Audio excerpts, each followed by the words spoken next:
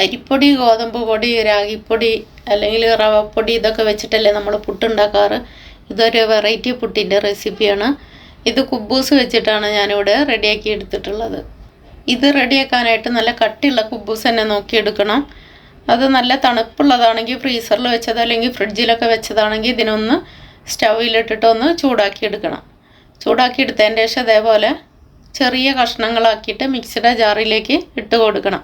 തണുപ്പോടുകാനെ കൂടി ഇട്ട് കൊടുക്കരുത്. അങ്ങനെയാണെങ്കിൽ നമ്മളിത് മിക്സിയുടെ ജാറിലിട്ടിട്ട് അടിച്ചെടുക്കുമ്പോൾ അതങ്ങ് ഒത്തിരി കട്ടയായിട്ട് പോകും. അപ്പോൾ ഇതിനൊന്ന് അടിച്ചെടുത്തിട്ട് കൊണ്ടുവരാം. ഇപ്പോൾ ഇതിനെ അടിച്ചെടുത്തിട്ടുണ്ട്. ഈ ഒരു പരുവത്തിനാണ് ഇതിനൊന്ന് അടിച്ചെടുക്കേണ്ടത്. ഒത്തിരി അങ്ങോട്ട് നേരെ ഇട്ടിട്ട് നമ്മൾ മിക്സി ഇട്ടിട്ട് കറക്കുമ്പോൾ ഇത് അങ്ങ് അരുവിനല്ല, അതങ്ങ് പേസ്റ്റ് പോലെ പിടിക്കും. അപ്പോൾ അതുകൊണ്ട് ഒന്ന് ക്രഷ് ചെയ്തിട്ട് അങ്ങനെയുള്ള ഒരു പരുവത്തിന് വേണം എടുക്കാനായിട്ട്. ഇങ്ങനെ തരിപ്പോട് കൂടിയിട്ട് കണ്ട റവ എല്ലാം എടുക്കണ അതേ ഒരു പരുവത്തിനാണ് എടുക്കേണ്ടത്. അപ്പോൾ ഒത്തിരി നേരിട്ട് അടിക്കാതെ അത് പ്രത്യേകം ശ്രദ്ധിക്കണം. അതേപോലെ വെള്ളത്തിൻ്റെ നനവൊന്നും മിക്സിയുടെ ജാറിൽ ഉണ്ടാവരുത്. അങ്ങനെയൊക്കെ ആണെങ്കിൽ നമ്മൾ മിക്സിയുടെ ജാറിലിട്ടിട്ട് ഇത് കറക്കുമ്പോൾ ഇത് സൈഡിലെല്ലാം അങ്ങ് ഒട്ടി പിടിച്ചിട്ടിരിക്കും, കട്ടയായിട്ടിരിക്കും. അപ്പോൾ അതൊന്ന് ശ്രദ്ധിക്കണം. ഇനി ഈ പൊടിയിലേക്ക് ഉപ്പിട്ട് കൊടുക്കാം. വളരെ കുറച്ച് ഉപ്പിട്ട് കൊടുത്താൽ മതി. കുബൂസിൽ ഉപ്പുള്ളതാണ്. അത് തരിയായിട്ടുള്ള ഉപ്പിട്ട് കൊടുക്കരുത്. തരിയായിട്ടുള്ള ഉപ്പിട്ട് കൊടുക്കുമ്പോൾ അവിടെ ഇവിടെയൊക്കെ ആയിട്ട് കട്ട പിടിച്ച് കിടക്കും. അപ്പോൾ നല്ല പൊടിയായിട്ടുള്ള ഉപ്പ് തന്നെ വളരെ കുറച്ചിട്ട് കൊടുത്താൽ മതി. പിന്നെ അതിലേക്ക് തേങ്ങ ഇട്ട് കൊടുക്കുന്നുണ്ട്. തേങ്ങ ഓരോരുത്തരുടെ ഇഷ്ടത്തിനനുസരിച്ചിട്ട് എത്ര വേണമെങ്കിലും ഇട്ട് കൊടുക്കാം. തേങ്ങ ഇടും തോറും നല്ല ടേസ്റ്റാണ് കഴിക്കാനായിട്ട്.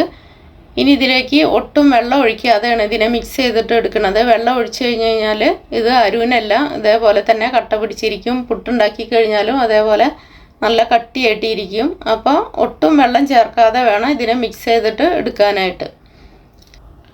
ഇനി ഏത് പാത്രത്തിൽ വേണമെങ്കിലും പുട്ടുണ്ടാക്കി എടുക്കാം. ഞാൻ ഇതിലാണ് പുട്ടുണ്ടാക്കി എടുക്കുന്നത്. നിങ്ങൾക്ക് പുട്ടുകുറ്റിയിൽ അങ്ങനെ വേണമെങ്കിലും പുട്ടുണ്ടാക്കി എടുക്കാം. കുറച്ച് തേങ്ങ ഇട്ട് കൊടുക്കുന്നുണ്ട്. ഇനി കുറച്ച് പൊടിയും കൂടി ഇട്ട് കൊടുക്കുന്നുണ്ട്. ഇതേ കണ്ട പൊടി ഇട്ട് കൊടുക്കുമ്പോൾ തന്നെ ഇങ്ങനത്തെ ഒരു പരുവത്തിന് കിട്ടണം. ഒട്ടും വെള്ളമില്ലാത്ത പരുവത്തിനാകുമ്പോൾ നല്ല സോഫ്റ്റായിട്ട് വരും. നല്ല ടേസ്റ്റാണ് കഴിക്കാനായിട്ട്. ഇതിലേക്ക് വേറെ കറിയുടെ ഒന്നും ആവശ്യമില്ല.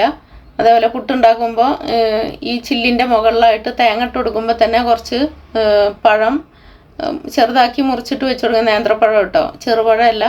അപ്പോൾ അത് ഇങ്ങനെ വെച്ച് കൊടുത്തിട്ട് ചെറുതാക്കി മുറിച്ച് വെച്ച് കൊടുത്തിട്ട് അതിൻ്റെ മുകളിൽ കുറച്ച് പൊടി ഇട്ട് കൊടുത്തിട്ട് അങ്ങനെയും ഉണ്ടാക്കിയെടുക്കാം. അപ്പോഴും നല്ല ടേസ്റ്റ് തന്നെയാണ്. അപ്പോൾ വേറെ കറിയോ അല്ലെങ്കിൽ വേറെ പഴത്തിൻ്റെ ഒന്നും ആവശ്യമില്ല. ഇതിൽ തന്നെ പഴം സ്റ്റീമായിട്ട് വരും. അപ്പോഴും നല്ല ടേസ്റ്റാണ് കഴിക്കാനായിട്ട്. എപ്പോഴും നമ്മൾ അരിപ്പൊടി, റവപ്പൊടി, അതേപോലെ രാഗിപ്പൊടി, ഗോതമ്പ് ഇതൊക്കെ വെച്ചിട്ടല്ലേ പുട്ടുണ്ടാക്കുന്നത്. അപ്പോൾ ഒരു പ്രാവശ്യമെങ്കിലും നിങ്ങൾ കുബൂസ് വെച്ചിട്ടൊന്ന് ഉണ്ടാക്കി നോക്കണം. നല്ല ടേസ്റ്റാണ് കഴിക്കാനായിട്ട്. പിന്നീട് നിങ്ങൾ ഇടയ്ക്കിടയ്ക്ക് ഇത് ഉണ്ടാക്കി കഴിക്കും. അത്രയും നല്ല ടേസ്റ്റുള്ളൊരു പുട്ടാണിത്. അപ്പോൾ എല്ലാവരും മസ്റ്റ് ഒന്ന് ട്രൈ ചെയ്ത് നോക്കണം.